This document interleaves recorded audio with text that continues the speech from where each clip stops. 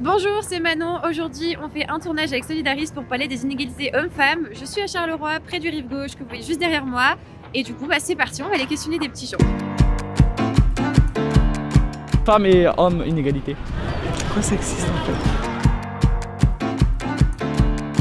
J'ai vu des mecs qui abusaient avec des filles qui leur parlaient un peu sèchement et très violemment et les rabaissaient beaucoup. Ça arrive souvent d'ailleurs, c'est les jeunes de maintenant quoi. Après au foot, il y a ça. Ouais, dans le milieu sportif. Une fille qui va faire du foot en club, on va dire c'est pas normal qu'une fille fasse du foot. Même si on sera à la boxe, on va dire elles ont pas de force. Enfin pas moi je suis pas sexiste madame. On en voit un peu tous les jours, on est tous victimes par exemple dans un boulot qui va être plus typé, maman le vit au quotidien, un boulot qui est plus pour les hommes etc. où ça va être par exemple de la vente, matériaux de construction etc.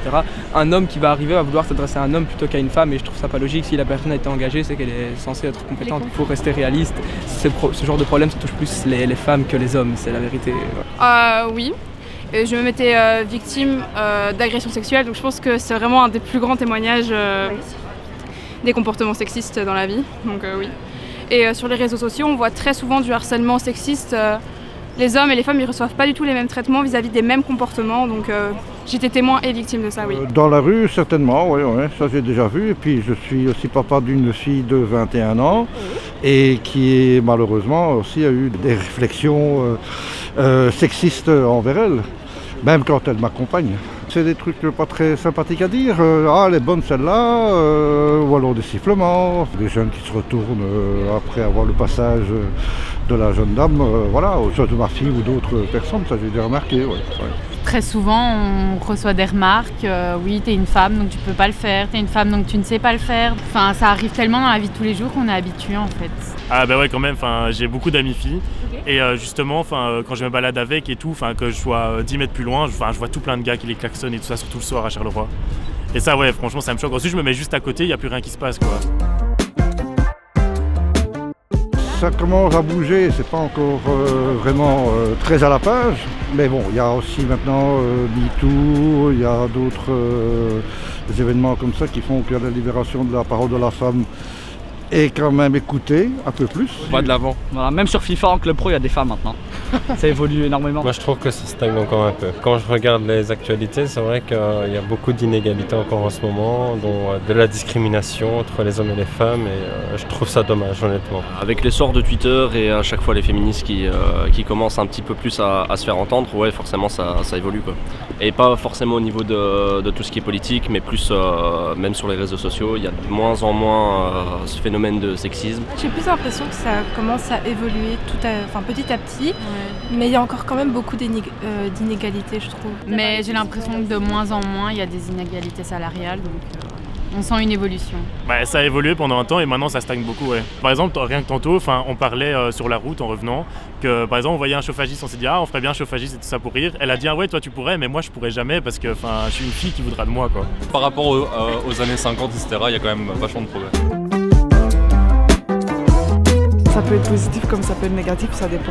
Ça a eu un impact positif parce que ça a libéré la parole des femmes, donc ça c'est vraiment très bien que toutes les femmes puissent s'exprimer. Mais en fait je trouve que le hashtag il a été très mal pris par certaines personnes et du coup ça a pu sortir beaucoup de négatifs de l'être humain parce qu'il y en a beaucoup qui sont sortis sur le fait qu'on ne pouvait plus rien dire, on ne pouvait plus rien faire aux femmes et qui au lieu de lire les messages et les témoignages se sont juste braqués sur eux-mêmes et se sont dit que de toute façon les femmes c'était que des hystériques. Ça a un impact positif, on va de l'avant, on continue comme ça et un jour peut-être on sera tous égaux. C'est triste à dire mais peu importe que les gens vont défendre leur cause, il y aura toujours des gens pour critiquer donc malheureusement ça ne change pas les personnes qui vont continuer à critiquer ces différentes personnes.